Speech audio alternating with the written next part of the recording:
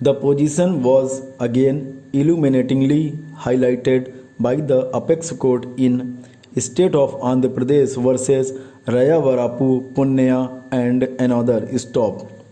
It is desirable to deal with the contention relating to interestedness or relationship of the witness with victim or injured. Stop para.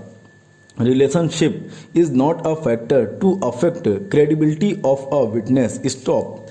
It is more often than not that a relation would not conceal actual culprit and make allegations against an innocent person. Stop. Foundation has to be laid if plea of false implication is made. In such cases, stop. Court has to adopt a careful approach and analyze evidence to find out whether it is cogent and credible. Stop. A witness is normally to be considered independent unless he or she springs from sources which are likely to be tainted, and that usually means unless the witness has caused such an enmity against the accused to wish to implicate him falsely.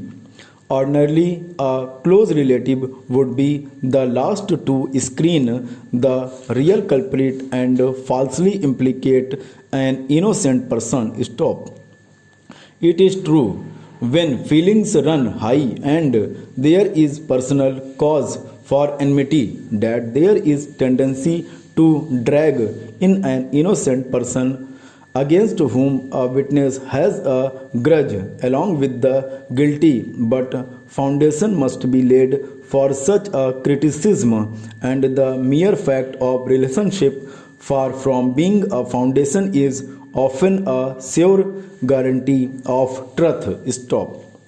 However, we are not in sweeping generalization. Stop. Each case must be judged on its own facts. Stop. Our observations are made only to combat what is so often put forward is cases before us as a general rule of prudence. Stop. There is no such general rule. Stop. Each case must be limited to and be governed by its own facts. Stop. We may also observe that the ground that the witness, being a close relative and consequently being a partisan witness, should not be relied upon, has no substance. Stop.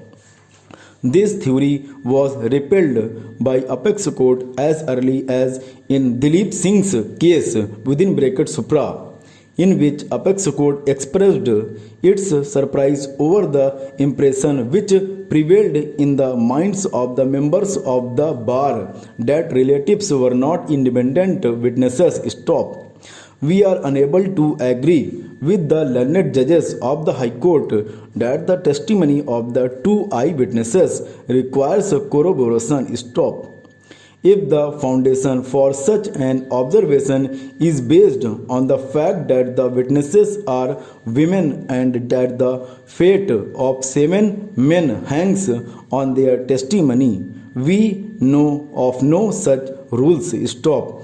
It is grounded in the reason that they are closely related to the deceased. We are unable to conquer. Stop. This is a fallacy common to many criminal cases and one which another bench of this court endeavored to dispel in Rameswar versus the state of Rajasthan, AIR 1950 SC 54. Stop.